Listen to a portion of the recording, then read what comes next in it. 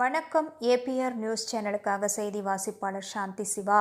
திருவள்ளூர் மாவட்டம் பள்ளிப்பட்டு கிராம தேவதை கொல்லாபுரி அம்மன் கோவிலில் நவராத்திரி விழா விமர்சையாக கொண்டாடப்படுகிறது.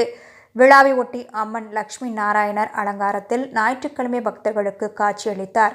லட்சுமி நாராயணா அலங்காரம் மற்றும் திருவிளக்கு வழிபாடு நடந்தது.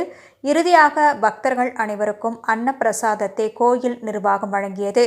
நிகழ்ச்சியில் கோயில் அர்ச்சகர்கள் ஜெயகிருஷ்ணன், திவாகர், பரத், நாகேந்திர ஷெட்டி, கோபி, வம்சி, சரண், ஸ்ரவன்குமார், ராஜேஷ், சேசு, யுவராஜ், பிரதீப், ஸ்ரீகாந்த் உள்ளிட்டோர் பங்கேற்றனர்.